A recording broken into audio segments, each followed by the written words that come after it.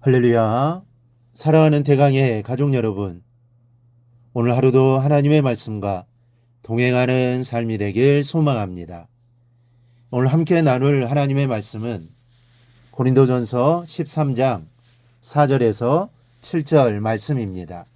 사랑은 오래 참고 사랑은 온유하며 시기하지 아니하며 사랑은 자랑하지 아니하며 교만하지 아니하며 무례행하지 아니하며 자기의 유익을 구하지 아니하며 성내지 아니하며 악한 것을 생각하지 아니하며 불의를 기뻐하지 아니하며 진리와 함께 기뻐하고 모든 것을 참으며 모든 것을 믿으며 모든 것을 바라며 모든 것을 견디느니라.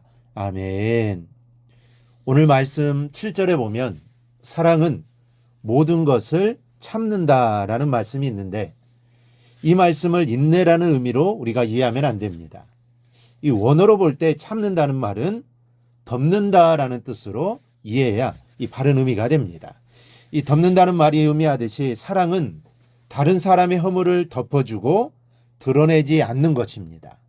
그런 상태에서 조용히 잘못을 바로 잡아주는 것을 말합니다. 어제도 잠깐 말씀드린 바가 있지만, 이 사람이 얼마나 남의 말하기를 좋아합니까? 특히 남이 잘못되었다는 얘기, 또 흉보는 얘기는 이 밥을 걸려가며 얘기하지 않습니까? 이 잠깐 얘기하는 것 같은데도 어느새 서너 시간 흘러가는 것이 바로 이 흉보는 이야기입니다. 서너시 모여서 흉보기 시작하면 그야말로 날 새는 줄 모릅니다. 이런 사실이 증명하듯이 사람에게는 매우 악한 특성이 있습니다. 누군가 욕을 먹을 때 쾌감을 느끼고, 또 어떤 사람이 행복해졌다는 얘기보다는 이 불행해졌다는 얘기 듣기를 은근히 더 좋아합니다.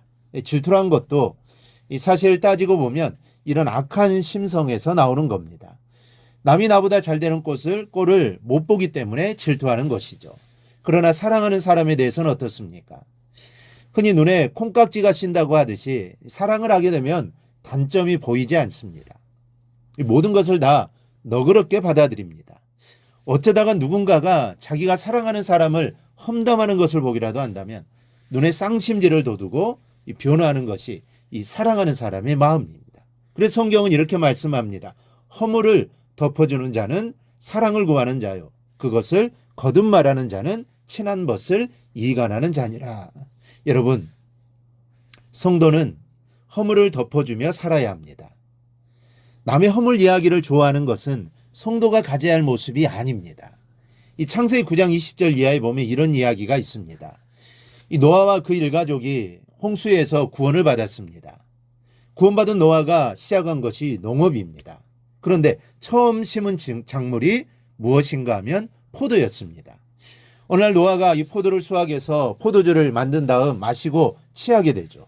그런데 취한 것까지는 좋았는데 그만 술김에 남부끄러운 모습으로 장막 안에서 옷을 벗고 있게 됩니다. 이 모양을 누가 보았느냐 하면 둘째 아들 함이 봅니다. 그런데 보았으면 자기만 알고 있고 얼른 아버지에게 옷이나 덮어줄 일이지, 또 그랬으면 아버지로부터 칭찬과 축복을 받았을 텐데, 함은 그런 생각은커녕 형제들에게 쪼르르 달려가서 그대로 이야기를 합니다. 형제들은 함의 이야기를 전해 듣고 얼른 옷을 가지고 뒷걸음쳐 들어가 아버지 하체를 덮어드립니다. 이때 아버지 하체는 보지 않았다고 했습니다. 그 결과가 어떻게 됩니까? 말을 잘하는 함의 아들 가나안이 저주를 받게 됩니다. 여러분, 성도는 허물을 덮어줄 줄 알아야 합니다. 그리고 허물을 덮으려면 가장 먼저 자신의 입부터 단속할 줄 알아야 합니다. 언제나 입이 학은이기 때문이죠. 모든 소문의 진원지가 바로 입과 말입니다. 성경은 미련한 자의 입술은 다툼을 일으키고 그의 입은 매를 자청한다라고 말씀합니다. 남의 허물을 덮어주지 않으면 결국에는 그 화가 나에게 미친다는 것이죠. 여러분, 사도 베드로는 일찍이 사랑의 크기를 이렇게 말씀한 사실이 있습니다. 무엇보다도 뜨겁게 서로 사랑할지니 사랑은 허다한 죄를 덮느니라. 내가 참을 수 있는 한두 가지 허물 덮어주고 한두 가지 용서해주고 끝나는 것이 아니라는 겁니다. 사랑의 크기는 허다한 죄를 다 덮을 정도라는 것입니다. 이 사랑의 크기를 그대로 보여주신 분이 누굽니까? 바로 예수님입니다. 예수님의 사랑은 온 인류의 그 허다한 죄를 다 덮고도 남은 사랑이었습니다. 예수님은 어떤 죄도 다 용서하시고 다 덮어주셨습니다. 삭개오의 죄도, 간음한 여인의 죄도, 잔혹한 강도도 다 용서하셨습니다. 오죽하면 세리와 죄인의 친구라는 말까지 들었겠습니까? 여러분, 남의 허물을 덮어주지 못하는 것은 예수님이 용서하시는 허물과 죄를 다시 끄집어내는 것입니다. 남의 허물을 덮어주지 못하고 입에 올리는 것은 내가 아무리 사랑을 입술에 담고 살지라도 내 안에 사랑이 없다는 증거요, 내 안에는 미움밖에 없다는 증거입니다. 잠언 10장 12절은 미움은 다툼을 일으켜도 사랑은 모든 허물을 가리느니라 라고 말씀합니다. 미움이 있는 곳에는 다툼이 있을 수밖에 없습니다. 미워하는데 어떻게 사이좋게 지낼 수 있겠습니까? 그러니 싸움이 일어나죠. 하지만 사랑은 모든 허물을 덮습니다. 그런데 그냥 사랑 가지고는 안 됩니다.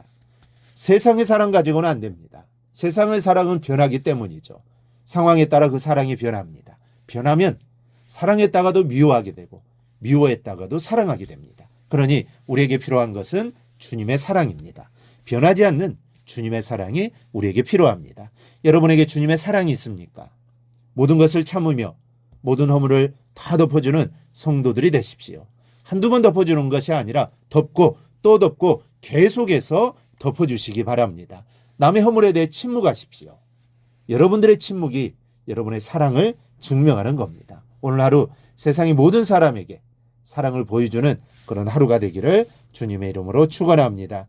오늘 묵상한 말씀을 굳게 잡고 삶으로 실천하며 살아내는 대강의 모든 성도들이 되기를 축복합니다.